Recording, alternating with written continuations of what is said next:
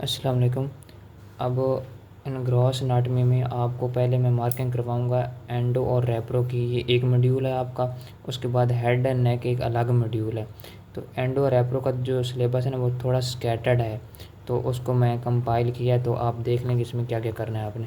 पहले नंबर पे आपने एंडोक्रिनोलॉजी में से ना ये स्नेल बुक है, इसका ना आखिर पे ये मतलब थोड़े से पेज रह गए हैं, इसमें आखिर पे जाकर एंडोक्राइन सिस्टम लिखा होगा। ये हेड एंड नेक के चैप्टर नंबर 12 में हेड एंड नेक वाला पोर्शन जो कंटिन्यू आप है उसी में आपको ये पोर्शन मिल रहा है। तो उसी में आपने ये देखना है, पिट्यूटरी ग्लैंड मिलेगा आपको। इसकी आपने डिटेल करनी है, पिट्यूटरी ग्लैंड की नॉर्मल एनाटॉमी पढ़नी है आपने। उसके बाद इसके रिलेशन प्रॉपर करने हैं। ये रिलेशन जो है ना ये प्रॉफ में आए हैं, जिस तरह ये लेटरल में लिखे हो ना अवेयरनेस साइनस इट्स कंटेंट, इसी तरह सेम वो एमसीक्यूज़ की लाइन आई हुई थी कि लेटरल इसका कौन सा था, उसने बाकी ये लिखे हुए थे और ये भी लिखा हुआ था। इसी तरह प्रॉपर इसकी ब्लड सप्लाई, और ये वाली जो लाइन है ना ये एमसीक्यूज़ में आ चुकी है इसकी ब्लड सप्लाई में कि the vein drain into intercavernous sinuses. ये लेक्चर लेंगे तो चीज़ें समझ आ जाएंगी, लेकिन मैं एमसीक्यूज़ के हवाले से बता रहा हूँ कि उसने लिखा हुआ था कि इसकी ना जो वेनस ड्रेनेज है वो कौन सी वेन में होगी। बाकी वेन्स के भी बहुत सारे नाम लिखे हुए थे, ये वाली वेन्स भी है, तो ये यूएचएस का ये भी एमसीक्यूज़ है, ये वाला भी यूएचएस का एमसीक्यूज़ है। उसके बाद इसके फंक्शन आपने कर लेने हैं। देन आपने आगे आ जाना जी थायराइड ग्लैंड पे। थायराइड ग्लैंड जैसे आपने ये किया है पिट्यूटरी, इसकी भी इसी तरह डिटेल करनी है आपने, ठीक है। उसके बाद इसके लोब्स के रिलेशन से इसी तरह करने हैं, एंटीरियर लेटरल पोस्टीरियर लेटरल, ठीक है। उसके बाद इसके मीडियल के और पोस्टीरियर के, ठीक है। उसके बाद फिर इसके एस्थमस के रिलेशन करने हैं, ठीक है। उसके बाद फिर इसकी ब्लड्स भी, ये थोड़ी ब्लड सप्लाई इसकी इंपॉर्टेंट है, ये अच्छे से करनी है। ये बहुत बहुत बहुत इंपॉर्टेंट है इसकी ब्लड सप्लाई, क्योंकि इसकी जब सर्जरी करते हैं ना तो सर्जरी के हवाले से ना इसकी ब्लड सप्लाई थोड़ी बहुत अहमियत की हामिल है। आपने समझना है कि सुपीरियर थायराइड आर्टरी एक्सटेंजर रेंजियल नर्व का इसके आपस में क्या ताल्लुक है, इन्फीरियर थायराइड आर्टरी का ये कहाँ से आती हैं और इनका एक्सटर्नल रेंजियल नर्व से क्या एक मतलब एक वास्ता है। ये जब आप पूरी पढ़ लेंगे ना ग्रॉस हेड एंड नेक, तो फिर ये चीज़ें मज़ीद क्लियर हो जाएंगी आपको। उसके बाद इसके क्लिनिकल जो ये हैं ये इंपॉर्टेंट है। इसका क्लिनिकल जो प्रोफ में एमसीक्यूज़ आया हुआ था, ये आया था कि the thyroid gland is invested in a sheet derived from the, ये सेम लाइन थी। और ये जवाब था उसका परी ट्रैकियल फेशिया। ये यूएचएस के एमसीक्यूज़ देखेंगे तो आपको ये वाला एमसीक्यूज़ मिलेगा पोस्ट का, ठीक है। उसके बाद ये थायराइड की स्वेलविंग ये जो होती है ये अपवर्ड एंड वैसे मूव करती है। इसके बारे में एक होता है थायरोग्लोजल सिस्ट और ये थायराइड ग्लैंड। ये अगर थायराइड ग्लैंड इन लार्ज हो, क्या वो टांग की मूवमेंट से मूव करता है या नहीं करता है, ये भी क्लिनिकल पूछा जाता है। और थायरोग्लोजल सिस्ट एक है, उसके बारे में ये आता है कि वो क्या वो मूव करता है या नहीं करता। फिर ये रेट्रोस्टर्नल ग्वेटर, ये किस मसल की वजह से होता है, ये भी इस तरह लाइन इस ब्लॉक में जितनी भी ये लाइंस हैं ना वो की इसी तरह सेम एग्जैक्ट यूएचएस में आ चुकी हैं। तो आपने लाइन पे बहुत अच्छे से फोकस करना होता है, और जहाँ भी कहीं किसी की रीज़न लिखी हो, ठीक है, काज लिखी हो, वो आपने लाजमी करनी होती है। और किसी की लोकेशन लिखी हो कि ये फ़लाँ के लेटरल साइड पे पाया जाता है, या किसी के इंसिजन लिखा हो कि हम इसको इस तरह इंसिजन करेंगे तो ये फ़लाँ आर्टरी या नर्व को हम बचाने की कोशिश कर रहे होंगे, इस तरह। फिर the thyroid artery and important nerve, ये वाला जो है ना ये एमसीक्यूज़ के लिए है। जो पहले मैं बात कर रहा था कि इसकी आर्टीरियल सप्लाई बहुत इंपॉर्टेंट है। इसका ये जो सुपीरियर थायराइड आर्टरी और एक्सटर्नल रेंजियल नर्व, ये वाले जो लिखे हुए हैं ना नर्व्स और आर्टरीज के रिलेशन आपस में, इनका पता होना चाहिए कि इनका आपस में रिलेशन क्या है और सर्जरी में इनका आपस में क्या ताल्लुक है, ठीक है। उसके बाद बाकी सारे इस तरह लिम्फ ड्रेनेज हर चीज़ की होगी, नर्व सप्लाई भी होगी। फिर थायराइड ग्लैंड के फंक्शन आ गए हैं। और उसके बाद इसकी क्लिनिकल सारे करने सिलेबस में आपको क्लिनिकल सारे लिखे हैं, थायरडेक्टमी, पैराथायराइड ग्लैंड। उसके बाद फिर पैराथायराइड ग्लैंड करना है। इसके बाद ना thyroid agenesis, incomplete descent of thyroid gland, ठीक है। और उसके बाद एक्टोपिक थायराइड टिश्यू, ये सारे आपको सिलेबस में अगर देखें ना तो ये सारी चीज़ें ना उधर लिखी हुई हैं। उसके बाद फिर आपने आ जाना ये थायरोग्लोजल सिस्ट पे, ये भी आपके सिलेबस में लिखी हुई है कि थायरोग्लोजल सिस्ट, थायरोग्लोजल फेस्टूला, इन दोनों ये दो चीज़ें क्या होती हैं। फिर पैराथायराइड ग्लैंड है, ये तीसरा ग्लैंड आप कर रहे हैं।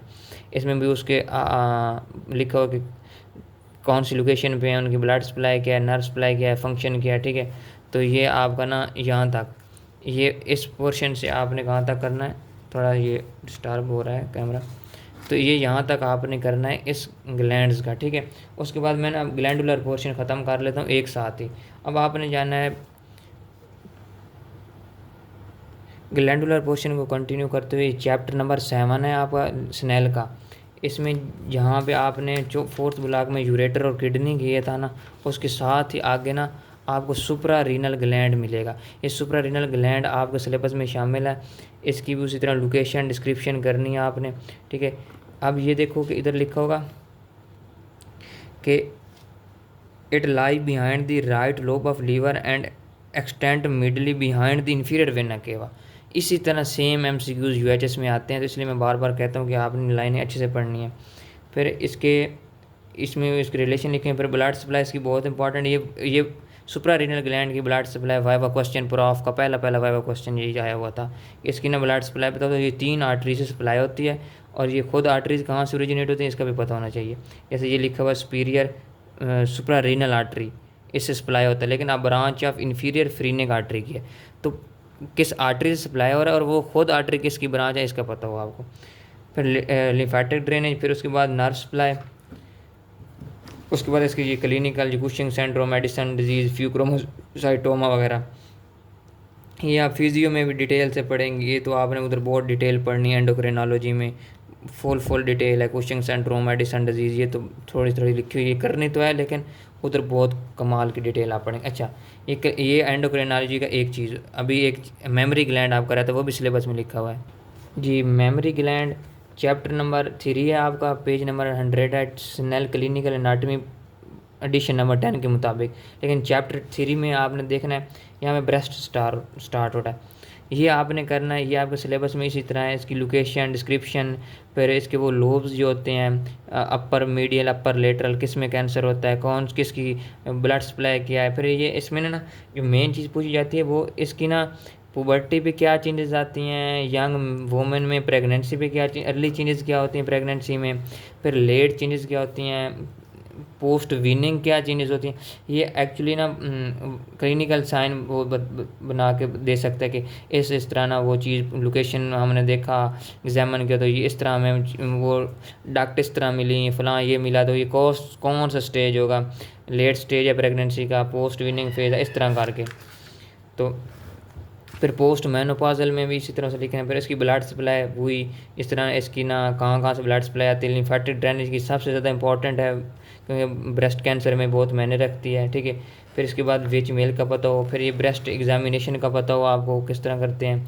मेमोग्राफी बहुत इंपॉर्टेंट है, मेमोग्राफी किस तरह करते हैं ये। फिर सुपर न्यूमेरी और रिट्रैक्टेड निपल, इसका क्या मतलब होता है कि एक्स्ट्रा निपल हो तो सुपर न्यूमेरी कह रहे हैं, रिट्रैक्टेड निपल हो तो कार्सिनोमा का साइंस होता है, ठीक है। फिर ये फिब्रियस सेप्टा का क्या रोल है, ठीक है। ब्रेस्ट एब्सेस, ये सारे आपके जितने भी ये क्लिनिकल है ना, ये आपके सिलेबस में सेम इसी तरह उन्होंने लिखे हुए हैं। लिम्फेटिक ड्रेनेज कौन सी किस तरह हो रही है और उनके ब्रेस्ट कार्सिनोमा में क्या रोल है, ये आगे जाता हुआ ना आपने यहाँ तक करना है। ये मेल ब्रेस्ट कार्सिनोमा करना यहाँ तक, 1% मेल में भी चांस होता है कि ये हो सकता है। ये आपके जो एंडोक्रिनोलॉजी का पोर्शन है ना वो यहाँ पे ये चीज़ें आपने एंडो में करनी। अब रैप्रो में करवाता हूँ आपको। अब आते हैं रैप्रो मॉड्यूल पे। एंडो रैप्रो का इकट्ठा है, तो अब एंडो का हमने करने के बाद आप रैप्रो देखते हैं, तो इसमें आपका टेस्टीज होगा। तो टेस्टीज के साथ उसने ना ये बाकी चीज़ें भी लिखी होंगी, स्क्रोटम, एपिडिडाइमस, इनके बारे में। तो आपने ये स्टार्ट पता कहाँ से करना, आपने करना है स्क्रोटम, टेस्टीज और एपिडिडाइमस। यहाँ इसकी डिटेल स्टार्ट करनी है। स्क्रोटम किस तरह की होती है, स्किन, उसकी सुपरफिशियल फेशिया, स्पर्मेटिक, ट्यूनिक, इनकी डिटेल करनी है, ठीक है। ये क्रीमेस्टेरिक रिफ्लेक्स का आपको पता होना चाहिए, ठीक है। फिर उसके बाद टेस्टीज, ये प्रॉपर आपका लिखा हुआ है कौन सा टेस्टीज ऊपर होता है कौन सा नीचे होता है, ये भी एमसीक्यूज आता है। ये टेस्टीज की ग्रॉस एनाटमी है, ठीक है। उसके बाद इसके ना ये एपिडेडिमस, ये भी सिलेबस में लिखा हुआ है इसी तरह, ये यहाँ से कर लेना आपने। ये बहुत इंपॉर्टेंट है। वैराइकोसील, ठीक है, ये वैराइकोसील पे आया हुआ था आपका, हमारा एमसीक्यूज आया हुआ था प्रॉफ में वैराइकोसील का। तो इसका लिखा हुआ है कि most occurring on the left side, ये most occurring on the left side पे क्यों होता है, ये प्रॉफ का क्वेश्चन था। तो इसकी वजह क्या है कि इसकी जो वेन होती है ना लेफ़्ट साइड, वो करती हैं लेफ़्ट रीनल वेन में, और इस तरह करके ना अगर किडनी की डिजीज़ हो तो वो लेफ़्ट रीनल वेन ब्लॉक हो जाती है और इसकी जो लेफ़्ट वेन उधर ड्रेन हो रही है वो डायलेटेड हो जाती है और वैकोसील हो जाता है। ये वाला इसी तरह आपने चीज़ें समझ के पढ़नी है। जितने भी क्लिनिकल नोट्स हैं ना वो कोई भी नहीं छोड़ना आपने, उनकी प्रॉपर रीज़न इधर लिखी होगी, किस वजह से हो रहा है, क्यों हो रहा है। इधर से उसने बहुत MCQs इधर इधर से उठाए थे उसने क्लिनिकल नोट में से मेनली। फिर इसकी टेस्टीज के ट्यूमर कहाँ ड्रेन होता है, फर्स्ट नंबर वर्टिब्रल, इसी तरह सेम MCQs होगा आपका। फिर टेस्टिकुलर टॉर्जन, ये इंपॉर्टेंट वाइवा क्वेश्चन है। जब भी कोई किसी एग्ज़ाम का वाइवा क्वेश्चन होता है वो टेस्टिकुलर टॉर्जन तो वो बहुत दफ़ा पूछता है। फिर इसकी ब्लड सप्लाई आपने करनी है, फिर इसकी लिम्फेटिक ड्रेन है, ठीक है। ये थोड़ा सा लेबिया मेजोरा पढ़ लेना क्योंकि ये वैसे भी आपका पार्ट है। फीमेल जब रिप्रोडक्टिव सिस्टम वाली चीज आप जाएंगे ना, आगे चैप्टर बताता हूँ तो उसमें लेबिया मेजोरा आपने पढ़ना है, ठीक है। फिर ये प्रोसेस वेजिनैलिस पढ़ना है, ये भी काम आएगा आपको हर्निया पढ़ने में। ये भी आप अगर करना है तो कर सकते हैं। ये यहाँ तक आपने करना है, ये वाला जो है ना, ये यहाँ तक आपने ये यहाँ से स्टार्ट करना स्क्रोटम और टेस्टिस से, और आपने सारा करना है, छोड़ना कुछ भी नहीं, और यहाँ तक करना है। ये आपका एक पोर्शन हो गया। अब मैं आगे ऑनवर्ड बताता हूँ। पहले जितनी भी मैंने चीज़ें बताई हैं वो थी आपकी स्कैटर्ड चीज़ें थी। अब आपका प्रॉपर स्टार्ट हो रहा है पेल्विक क्या होता है, ठीक है। ये चैप्टर 8, 9 और जो 10 है ना, यहाँ पे चीज़ें सारी इकट्ठी हैं। पेल्विक इनलेट, पेल्विक आउटलेट, प्रीनियम, हर चीज़ इसी में है। तो चैप्टर 8, 9 और 10 ये ऑलमोस्ट आपने सारे करने हैं। सिलेबस मार्किंग में करवा देता हूँ। 8 और 9 इसमें मोस्टली सिलेबस आपको इधर से कवर होता है। जो पहले मार्किंग कराई वो स्कैटर्ड चीज़ें थी, इधर आप देख सकते हैं। Pelvic fascia, pelvic peritoneum nerves, arteries, veins, और इस तरह आगे प्रीनियम का भी आएगा। ये चैप्टर आपने कंप्लीट करना, 8 वाला कंप्लीट आया आपका, ठीक है। अब इसमें स्टार्ट करते हैं। अब आपने ना इसका ओवरव्यू पढ़ना है, ये इतना मुश्किल नहीं है, आप खुद भी पढ़ सकते हैं। और आपने इसी तरह लिखना है। एक फॉल्स पेल्विक होता है, ठीक है, अबव पेल्विक ब्रेम होता है, ठीक है। एक ट्रू पेल्विक होता है, बिलो द ब्रेम होता है, इसके अंदर इनलेट होता है, कैविटी होती है, आउटलेट होता है। ट्रू पेल्विक की एक इनलेट होगा, आउटलेट होगा और एक कैविटी होगी। फिर वो डिटेल बताएगा सब की कि फॉल्स पेल्विक और ट्रू पेल्विक के बारे में पूछा जाता है, इनका क्या रोल है, ये आप इसमें देखते हैं, ठीक है। उसके बाद ये पेल्विक आउटलेट इनलेट की बाउंड्रीज बता रहा है, ठीक है। पेल्विक वॉल्व्स की बाउंड्रीज, इसमें सारी डिस्क्रिप्शन होगी हर एक चीज़ की, कि पेल्विक वॉल्व किस चीज़ से बन रही हैं, पेल्विक इनलेट किससे बन रहा है, आउटलेट किससे बन रहा है, ठीक है। इसके कंटेंट क्या होते हैं पेल्विक कैविटी। अब पेल्विक वॉल्व उसने बताएं किससे बनती हैं। अब वो एक एक पेल्विक वॉल्व को डिफाइन करेगा। इंटीरियर पेल्विक वॉल्व किससे बनती है, पोस्टीरियर किससे बनती है, फिर उस सैक्रम इन्वॉल्व होते हैं तो सैक्रम की डिटेल बताएगा। ये आपने सारी करनी है। फिर ये जो फिर लेटरल पेल्विक का वॉल्व किससे बनी थी, फिर हिप बोन इन्वॉल्व हो रही थी, हिप बोन थोड़ी पढ़ लेना, ठीक है, ये इतनी इंपॉर्टेंट नहीं है। फिर सबसे इंपॉर्टेंट आता है पेल्विक वॉल्व के मसल्स। ये बहुत इंपॉर्टेंट मसल्स हैं। ये इसमें लिवेटर इनाय वगैरह खड़ा है, ये थोड़ा कंफ्यूज भी करता है, इसके डिफरेंट पार्ट होते हैं। लेकिन आपने ना इसको तवज्जो से ये टेबल करना है आपका, इनके एक्शन करने और एटलीज मसल के नाम आपको आने चाहिए। फिर सैक्रो ट्यूबरस और सैक्रो स्पाइनस लिगामेंट का पता होगा आपको। उसके बाद आता है पेल्विक फ्लोर, ठीक है। ये इधर से एक और इम्पॉर्टेंट टॉपिक स्टार्ट होता है। पेल्विक फ्लोर कौन बना रहा है, इसकी ये लाइन आपने पढ़नी है। या फिर पेल्विक डायफ्राम, दो चीज़ें बना रहा है। वो कहता है कि and supported pelvic vision and it is formed pelvic diaphragm and associated fascia. यानी पेल्विक फ्लोर ये पेल्विक डायफ्राम और एसोसिएटेड फेशिया बनाता है। अब पेल्विक डायफ्राम कौन बनाता है, ये लिवेटरी नाय मसल और ये कोक्सीजियस मसल मिल के बनाते हैं। फिर लिवेटरी आर मसल की वो डिटेल बताएगा। इसके लिए जो चीज़ आपको समझनी है ना कि लिवेटरी नाय का, तो ये तस्वीर आपने समझनी है। प्यूबिक सिम्फाइसिस से नीचे से तस्वीर लेके ये कॉकिक्स है, ये आपने समझनी है कि इसके इंटीरियर फाइबर, फिर इसके posterior intermediate fiber, posterior fiber, anococcygeal body, ठीक है। इधर सारे वो आपके ना पेरिनियल बॉडी, ये तस्वीर आपको ना बहुत काम आएगी। ये सारी चीज़ें समझने के लिए ना ये पिक्चर आपके बहुत काम आएगी। और ये आपने लिख लेना है कि पेल्विक डायफ्राम जो होता है वो लिवेटरी नाय और कोक्सीजियस से मिलकर बनता है। फिर लिवेटरी नाय में प्यूबोकोक्सीजियस और इलोकोक्सीजियस आ जाते हैं। फिर प्यूबोकोक्सीजियस में क्या होता है, वो फीमेल में होता है, उसमें प्यूबोरेक्टाइलिस और प्यूबोवेजिनालिस होता है। ये मसल्स हैं और ये चीज़ें आपने कर लेनी, लिख लेनी है, इसी तरह याद करनी है आपने, ठीक है। और ये पिक्चर आप ज़हन में रखनी है। फिर उसके बाद आपने ये ज्वाइंट करने हैं। इसमें कौन सा ज्वाइंट किस तरह का होता है, सैक्रोइलियक ज्वाइंट, सैक्रोकोक्सीजियल ज्वाइंट, ठीक है। फिर ये क्लिनिकल तो आपने लाजमी करने हैं। उसके बाद आता है मेल और फीमेल में डिफरेंस, कि पेल्विक इनलेट और आउटलेट में फ़र्क क्या होता है। ये मैंने लिखा हुआ है कि ये होता है आपका फीमेल का ये है मेल का। इसमें लिखा हुआ है कि फॉल्स पेल्विक शैलो होता है, ये लिख लें आप, फॉल्स पेल्विक शैलो, इसका डीप। सैक्रम जो होता है वो शॉर्ट एंड वाइड होती है, इसकी थोड़ी लॉन्ग होती है, सैक्रम बड़ी लंबी होती है, इसकी शॉर्ट होती है, ठीक है। शॉर्ट एंड वाइड है इसकी, इसकी लेंथ ही है, ठीक है। उसके बाद पेल्विक इनलेट, ये ज़्यादा बड़ा इस शेप और चेंज, इस पेल्विक इनलेट के बारे में लिखा होगा, बड़ा होता है इसका, छोटा होता है। पेल्विक आउटलेट है ये लार्जर होता है, इसका और शेप्ड का होता है। पेल्विक कैविटी ये रूमियर है, मतलब स्पेस ज़्यादा है, इसकी डिस्टेंस वाइज ज़्यादा है। एक पेल्विक आर्च बनती है, ये वाइडर होती है और ये वी शेप्ड होती है। ये एक सिक्स आपने डिफरेंस इसी तरह लिख लेने हैं, ये आपको इसी तरह काम आएंगे, ठीक है। उसके बाद आपने करना है कि पेल्विक फेशिया पे आ जाना है आपने, ठीक है। पेल्विक फेशिया में petrol pelvic fascia, visceral pelvic fascia, इनके दोनों का पता हो। और फीमेल पेल्विक में ना डिफरेंट टाइप्स होती हैं, एंड्रॉइड, एंथ्रोपॉइड, प्लेटोपिलॉइड, ठीक है। और गैनोसाइड, कौन सा ज़्यादा कॉमन होती है और कौन सा फीमेल लाइक मेल लाइक होता है, वो उसका पता होना चाहिए आपको, ठीक है। और ये सर्वाइकल फेशियल लिगामेंट, ये एमसीक्यू है आपका, ये प्रॉफ में इसी तरह सेम, ये पैरामीट्रियम जो आया हुआ ये इसी तरह बिल्कुल सेम एमसीक्यूज आया हुआ था प्रॉफ में, ठीक है। फिर पेल्विक पेरिटोनियम है। अच्छा, उसके बाद ये इसके फ्रैक्चर वगैरह, पेल्विक फ्लोर, ये आप रीड ही करते आना है सारा।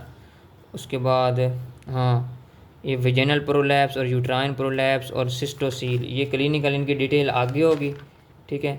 लेकिन ये पेल्विक फ्लोर का ना विजेनल प्रोलैप्स से बहुत ज़्यादा इंपॉर्टेंट है, तो इसकी ना डिटेल आगे होगी। पेल्विक फ्लोर की इंजरी हो जाए तो क्या हो सकता है, विजेनल प्रोलैप्स, यूट्राइन प्रोलैप्स, तो इसकी डिटेल आगे पढ़ेंगे। फिर आप जाते हैं पेल्विक, उसमें रीजन में नर्व्स कौन से हैं, इसमें आपने लंबोसैक्रल प्लेक्सस पढ़ना है, ठीक है। लंबोसैक्रल ट्रंक और ऑब्चुरेटर नर्व, इस लंबर प्लेक्सस में ये दो ब्रांचेस आ जाती हैं इसकी। लंबर ट्रंक कहाँ से बनता है, ऑब्चुरेटर नर्व कहाँ से बनती है, उसका रूट क्या होता है, ठीक है। इसमें न ज़्यादा नाम आप ऑब्चुरेटर नर्व का ही सुनेंगे। फिर सैक्रल प्लेक्सस कहाँ से बनता है, ठीक है। इसके रिलेशन विशक ना करें, इसकी जो रिलेशन एंड विशक छोड़ दें आप। ब्रांचेस कौन सी होती हैं, एक लंबो सैक्रल ट्रंक से ब्रांचेस कौन सी निकलती हैं, ये उसने कुछ लिखी हुई कि जो कि ना ग्लूटियर रीजन से गुजर के लोअर लिम्ब में चली जाती हैं और कुछ उधर ही रह जाती हैं, जो कि आपके पेल्विक कैविटी को सपोर्ट करती हैं। तो ये आपने सारी ब्रांचेस के नाम याद करने और ये किस किस नर्व किस किस मसल को सप्लाई करती है वो करना है आपने, इसमें भी वही लिखा होगा सारा। फिर इसमें ये क्लिनिकल नोट्स आपने सारे अच्छे से पढ़ने हैं, कोई छोड़ना नहीं है। मतलब ये अगर छोड़ देंगे तो इसमें से कोई लाइन आ सकती है, ये छोड़ देंगे तो इसमें से कोई एमसीक्यू आ सकता है। लेकिन इसमें सबसे ज़्यादा जो इंपॉर्टेंट है वो कॉर्डल एनेस्थीसिया है। ये देते किस तरह है, किस लोकेशन पे देते हैं, किस वजह से देते हैं, कहाँ तक आपने वो चीज़ पेनिट्रेट करनी है, कहाँ पर आपने जाकर रोक लेनी होती है। फिर आ जाते हैं पेल्वे की आर्टरीज़, ठीक है। पेल्वे की आर्टरीज़ करने के लिए सबसे जो है मेन चीज़ आपने ये फिगर करनी है कि ये जो ट्रू पेल्विक आर्टरीज कौन सी होती है, उनके नाम। फिर इंटरनल इलिक आर्टरी की डिवीजन्स होती है, इंटीरियर एंड पोस्टीरियर। फिर उनमें से कौन कौन सी ब्रांचेज निकल, इनके नाम रट लगाने आपने सही तरह करके, भूलना नहीं है, ठीक है। अच्छा, और उनकी फिर उसने सेम डिटेल बताई है कि इंटीरियर डिवीजन में से कौन सी थी और मेल में वो क्या रोल किसको सप्लाई कर रहे हैं, फीमेल में वो किसको सप्लाई कर रही हैं, ठीक है। ये आर्टरीज करने के लिए ना आपको बेस्ट ये है कि आप इस तरह एक स्ट्रक्चर ड्रा कर लें, मेल का या फीमेल का। इधर ओवरी हो, फिर फ्लोपियन ट्यूब हो, फिर यूट्रस हो, फिर वजाइना हो, ठीक है। प्रॉपर स्ट्रक्चर होगा, फिर आर्टरी ड्रा करें, जिसका नाम ले जी वो इधर सप्लाई कर रही है जी, फलां आर्टरी इधर सप्लाई कर रही है। इस तरह ना आपको नाम याद रहेंगे, फलां आर्टरी यहाँ पे सप्लाई करती थी, ठीक है। मेल के लिए भी इसी तरह आप टेस्टीज फ्लो आगे वो उसका जो सेमिनेफ्रस दूसरी वास्ट डेफरेंस ड्रा करते हैं, फिर प्रोस्टेट ग्लैंड, फिर यूरेथ्रा, इस तरह ड्रा कर लें। फिर उसके बारे में और ब्लैडर भी ड्रा कर लें साथ। फिर इधर से आर्टरी ले आएँ, ये इसको सप्लाई अपर पार्ट को कर रही है जी, ये फलां पार्ट को कर रही है जी, ठीक है। जैसे ये थी supply upper portion of bladder, ठीक है। इस तरह ना अपर पोर्शन ऑफ ब्लेडर पे ना ये आर्टरी बना दें, सुपीरियर विजाइकल को कहते हैं ब्लेडर है। इस तरह ये फिर आपको याद रहेगी। और कौन सी आर्टरी मेल और फीमेल में रिप्लेस हो रही है, मतलब मेल में ये है तो फीमेल में इस नाम से होगी, ये आती है, ठीक है। और ये ओवेरियन आर्टरी जो लिखा हुआ है ये फर्स्ट लंबर वर्टी ब्रा के लेवल पे एओर्टा से ड्राइव होता है, ये एमसीक्यूज आया होता प्रॉफ में, तो इसलिए ये लाइनें आपने अच्छे से पढ़नी है, ठीक है। ये आपका एक चैप्टर कवर हुआ इस तरह। फिर आपने आना जी पेल्विक चैप्टर नंबर 9 पे, ये पेल्विक कैविटी के रिलेटेड है। इसमें सारे आपके ना कैविटी के अंदर जो इस तरह कैविटी है पेल्विक की, उसके अंदर जो जो स्ट्रक्चर आते हैं उनकी डिटेल लिखी होगी। इसमें आपने ये गैस्ट्रोइंटेस्टाइनल जो है ना, ये आपने 4th ब्लॉक में कर लिया, ठीक है। ये यूरिनरी वाला भी आपने 4th ब्लॉक में कर लिया। आपने स्टार्ट करना है जी वास डेफरेंस से, ठीक है। यहाँ से 5th ब्लॉक स्टार्ट करना, ये 2 आपने 4th में किए हुए हैं, ठीक है। तो आपने ये चीज़ें सारी छोड़ते जाना है। आपने जी डायरेक्ट जाना है जी आपने मेल इंटरनल जेनिटल ऑर्गन से, यहाँ से स्टार्ट करना है। ये देखो वास डेफरेंस, सेमिनल वेजिकल, उनकी ब्लड सप्लाई, ये आपके सिलेबस में देखेंगे ना तो इसी तरह लिखा होगा वास डेफरेंस क्या होता है, उसकी ब्लड सप्लाई बताएं, सेमिनल वेजिकल की, इनकी सब की, इजैकुलेटरी ट्रैक्ट। फिर ये प्रोस्टेट ग्लैंड का खास तौर पे लिखा हुआ है। ये ग्लैंड आपने अच्छे से करना है और हिस्टो में भी अच्छे से करना है कि इसके ना कुछ रीजन्स होते हैं और कौन रीजन में कौन सा कैंसर होता है, कौन सा प्रोस्टेट हाइपरप्लेजिया किस में हो जाता है, ये इसके लोब्स वगैरह होते हैं और रीजन भी। लोब्स और रीजन में फ़र्क है। 5 लोब होते हैं, 3 रीजन्स होते हैं। रीजन आपको हिस्टो में मिलेंगे और लोब्स आपने इधर पढ़ने हैं, कौन सा लोब कहाँ पे लाई करते। इसके लिए ना आपने एनिमेशन देखनी है, कोशिश करनी है। आप इंडिविजुअल यूट्यूब पे जाकर ना वैसे सर्च कर लिया करें, कोई लेक्चर एनिमेटेड किसी का भी सुन लिया करें, तो वो अगर समझ आ रहा है वो आपके लिए ठीक है। ये ज़रूरी मैटर नहीं करता कि स्पेसिफिक किस बंदे का सुनना है, जिसकी समझ आ रही है वही आपके लिए ठीक होता है। और फिर आपने ना ये वाली तस्वीर आप लाजमी देखनी है, ये वाली चीज़ समझनी है। अच्छा, इसके रिलेशन इंपॉर्टेंट है, बहुत ज़्यादा इंपॉर्टेंट है। ये आप रिलेशन करेंगे ना आप, तो इससे आपको जब आप ओवरी और यूट्रस वगैरह पढ़ रहे होंगे ना, तो उनके रिलेशन में इसके रिलेशन पीछे आ रहे होंगे, क्योंकि ब्लैडर यहाँ पे पड़ा है पीछे। आप वो जब करेंगे ना आप दूसरे के रिलेशन एनस के या वो रेक्टम के, तो आगे ये ब्लैडर आ रहा होता है आपका प्रोस्टेट, तो इसके रिलेशन इसमें आ रहे होते हैं, इसके रिलेशन इसमें जा रहे होते हैं। तो ये चीज़ें बंदे को ना सही से समझ आ जाती हैं, क्योंकि ये 4th ब्लॉक और 5th ब्लॉक में जब प्रॉफ में तैयार करेंगे ना एक साथ चीज़ें, तो फिर जल्दी समझ आएंगी, ठीक है। उसके बाद आपने आना जिसके फंक्शन, ब्लड सप्लाई वगैरह सारी चीज़ें हो गई। फिर प्रोस्टेट एग्जामिनेशन, प्रोस्टेट, इसमें सबसे ज़्यादा बिनाइन प्रोस्टेट हाइपरप्लेजिया, और ये किस लोब का होता है, मीडियन लोब का होता है। ये MCQ आता है प्रॉफ में। अच्छा जी, उसके बाद इधर ये सिस्टाइटस, और एक इधर आता है जी प्रोस्टेट के अंदर एक स्ट्रेंगुलेटेड एक चीज़ थी, वो शायद आगे हो। अच्छा ये चैप्टर, अच्छा आगे फिर आ जाती है जी ओवरी की इसी तरह डिटेल है। इसमें ना ये इसके लिगामेंट होते हैं, ये 3 पार्ट होते हैं, इसको आपने ना किसी तरह समझना है। ये जो ब्रॉड लिगामेंट के पार्ट है, मीजोसेल्पनिक्स, मीजोवेरियम, मीजोमीडियम, ये फिगर आपने जो समझनी और गूगल कर लेनी कि ब्रॉड लिगामेंट के मुझे पार्ट दिखाओ। जब आप पार्ट्स देखेंगे तो तब इनकी न समझ आनी, अदरवाइज़ ये आपको न समझ नहीं आनी, मीजोसेल्पनिक वगैरह। फिर ओवरी की पोजीशन, ठीक है। ये क्लिनिकल मैं बार बार कह रहा हूँ कि ये आपने नहीं छोड़ने, क्योंकि प्रॉफ में उसने इधर से बहुत क्लिनिकल दी हैं, बहुत क्लिनिकल दी हैं। इसलिए मैं कहता हूँ कि ये आपने जो भी है ना, ये MCQ इसी तरह आया हुआ था। An ovary situated in the rectouterine pouch may be palpated through the posterior fornix of the vagina. ये आया था कि कहाँ से पाल्पेट करेंगे, अगर वो रेक्टो यूट्राइन पहुँचे, एंटीरियर फॉर्निक्स, पोस्टीरियर फॉर्निक्स, फलां फॉर्निक्स, तो ये पोस्टीरियर फॉर्निक्स। अब देखो ये बच्चा लाइन छोड़ दे, उसके तो MCQ गलत हो गया, इसलिए लाइनें आपने अच्छे से पढ़नी है। अच्छा फिर उस तरह ये ओवरी से आगे फिर यूट्राइन ट्यूब बनती है, उसकी डिटेल उसने लिखी हुई है। अच्छा फिर क्लिनिकल उसी तरह आ गया इसके, ठीक है। उसके बाद यूट्राइन ट्यूब के बाद यूट्रस आती है, यूट्रस की डिटेल आपने अच्छे से करनी है, इसके रिलेशन, और सबसे ज़्यादा इंपॉर्टेंट है यूट्रस की ना पोजीशंस। ये वाइवा में क्वेश्चन होता है, एंटेरोवरियन, एंटीफ्लेक्शन, रेट्रोवरियन, रेट्रोफ्लेक्शन क्या होता है, ये 4 पोजीशंस होती हैं, ये वाइवा में आती हैं, ठीक है। अच्छा उसके बाद इसके लिगामेंट इंपॉर्टेंट है, यूट्रस की सपोर्ट, यूट्राइन सपोर्ट, ये वाइवा का बहुत इंपॉर्टेंट क्वेश्चन है। यूट्राइन सपोर्ट बताओ हमें कि किससे यूट्रस सपोर्ट हो रही है, और यूट्राइन की पोजीशन, ये 2 वाइवा के क्वेश्चन आपने लगा लेने हैं। और यूट्राइन सपोर्ट इधर उसने बताई होगी, फेशियल लिगामेंट्स होते हैं और लिवेटरी नाय मसल्स होते हैं। और ये लिगामेंट उससे नाम याद करने हैं आपने, transverse cervical, pubocervical, sacrocervical, ठीक है। ये लिगामेंट आपके ना पूछे जाते हैं, ठीक है। और ये आपको ना ये आप लिख लें, ये MCQs होते हैं। जो राउंड लिगामेंट ऑफ यूट्रस होता है वो लोअर हाफ ऑफ गबरनेकुलम से बनता है। राउंड लिगामेंट ऑफ यूट्रस जो है वो लोअर हाफ गैबरनेकुलम से बनता है, और अपर हाफ ऑफ गैबरनेकुलम जो है ना वो राउंड लिगामेंट ऑफ ओवरी बनाता है। लोअर हाफ यूट्रस को बना रहे होता है, अपर हाफ, ये MCQs है। ये आप कहीं ना कहीं लाइन पढ़ेंगे, मैंने इकट्ठी लिखी हुई है तो इस आपके काम आएगी, ठीक है। फिर यहाँ पे क्लिनिकल आ जाता है इंपॉर्टेंट, यूट्राइन प्रोलैप्स, ये सबसे इंपॉर्टेंट क्लिनिकल है। और hysterectomy and damage to ureter, ये 2 MCQs के लिए ना बहुत इंपॉर्टेंट, और वाइवा के लिए। बाकी जितने भी क्लिनिकल होती हैं आपने अच्छे से समझ के करने हैं, लाजमी है। अच्छा फिर वजीना की डिटेल आ गई है सारी, इसमें वजाइनल प्रोलैप्स और वजाइनल एग्जामिनेशन ये दोनों इंपॉर्टेंट हैं, ठीक है। उसके बाद इसकी ये कैल्डोसेंटेसिस, ये वाइवा का बहुत इंपॉर्टेंट क्वेश्चन है, ये कैल्डोसेंटेसिस जो वाला है, ये वजाइनल प्रोलैप्स और कैल्डोसेंटेसिस जब भी कोई एग्ज़ाम हो तो ये फेवरेट क्वेश्चन होता है उसका। और इसमें यही है कि कैल्डोसेंटेसिस में ना आप पेरिटोनियल कैविटी से ना फ्लूइड ड्रा करते हैं, और ये एमसीक्यूज आया होता है कि नीडल जो है ना वो किस के थ्रू आपने इंसर्ट करनी है, पोस्टीरियर फर्निक्स। ये यूएचएस का ना पास्ट पेपर है, उसमें ये क्वेश्चन सेम एमसीक्यूज था और यही वाली लाइन लिखी हुई थी, तो इसलिए कहता हूँ कि क्लिनिकल आपने अच्छे से देखने हैं। अच्छा, उसके बाद ये फिर ये ब्रॉड लिगामेंट की डिटेल आ गई, इसमें वही चीज़ें लिखी होंगी, मीजोमेट्रियम, मीजोमेरियम, ठीक है। तो ये आपने फिगर देखनी है उसमें सारी। फिर आ जाते हैं हम आपने चैप्टर नंबर प्रीनियम पे, चैप्टर नंबर 10 आ गया जी। अच्छा, प्रीनियम में आपने ना ये वाला आपने नहीं करना, ये वाला ये आप पहले कर चुके हैं, एनल अच्छा चलो ये देख हाँ ये करना है। इसमें ट्रायंगल देखनी है आपने, इसमें इस जो एनल फोसा देखना है। फिर इसमें ट्रायंगल्स होती हैं, यूरोजेनिटल ट्रायंगल्स होती हैं, ठीक है। उसके अंदर फिर कंटेंट आते हैं, मेल यूरोजेनिटल ट्रायंगल एक होती है, एक फीमेल होती है। इसमें इसके कंटेंट आ रहे होते हैं, इसमें इसके कंटेंट आ रहे होते हैं, ये नाम याद करने हैं आपने।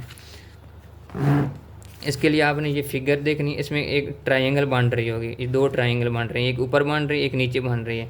इसको यूरोजेनिटल ट्रायंगल्स कहते हैं और नीचे वाली को एनल ट्रायंगल कहते हैं, ठीक है। फिर इनके ना इनमें क्या क्या चीज़ें आ जाती हैं, इनमें इनकी बाउंड्रीज़ क्या होती हैं, वो अभी देखो एनल ट्रायंगल की वो डिटेल बताएगा इसमें एनल की, वो आपने इस फिगर से कर लेनी है सारी, ठीक है। और उसके बाद ये इसमें वो जो आपने एनएस में पढ़े होंगे स्फिंक्टर वगैरह, मसल्स वगैरह, इंटरनल पेक्टिनियल लाइन वगैरह ये आती हैं, ठीक है। उसके बाद ये डेफिकेशन रिफ्लेक्स, इसमें ना इश्चू एनल फोसा ये इंपॉर्टेंट है, इश्चू एनल फोसा क्या होता है और उसके कंटेंट क्या होते हैं, ठीक है।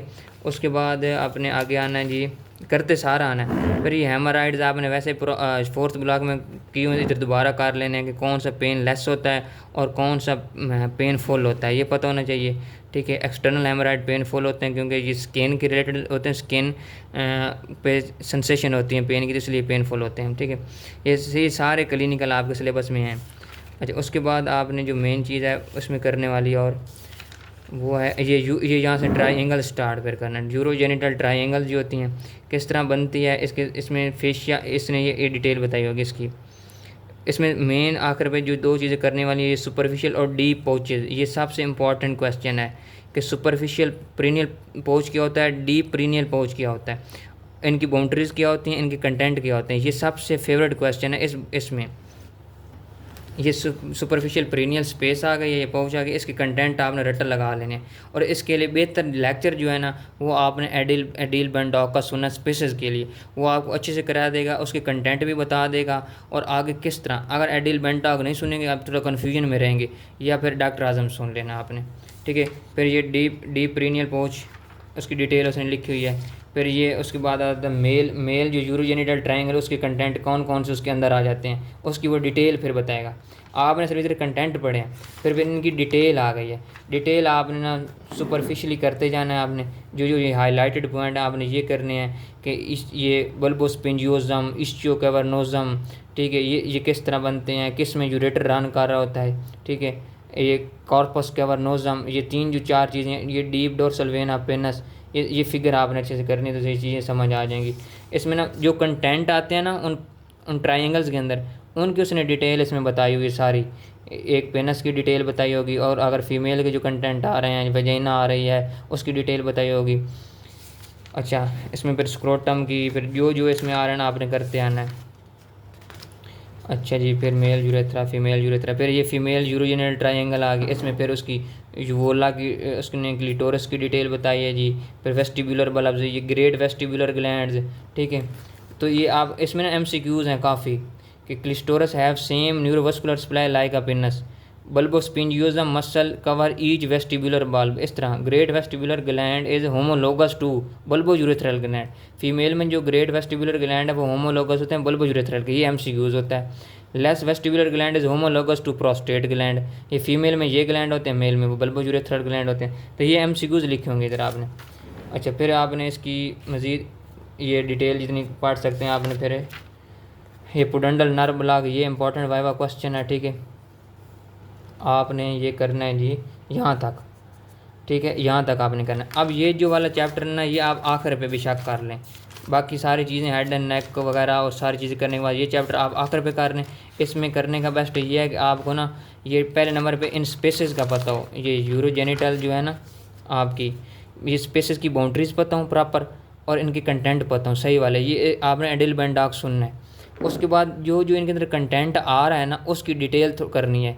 अगर पेनस आ रहा है तो उसके वो बल्ब स्पिंजियोजम, कवर्नोजम, और उनके ऊपर मसल कौन से हैं, उसकी नर्व सप्लाई क्या है, ठीक है। अगर वजाइना, यूवोला, क्लिटोरस आ रही है तो उसकी डिटेल आपने ना हल्की कर लेनी। ये चैप्टर आप पर कर लें, क्योंकि जो हमारे दफ़ा प्रॉफ हुआ था ना, उसमें इसमें से ना इतने एक दो ही MCQs आए होंगे, तो ख़ास इसमें कुछ नहीं पूछा गया था।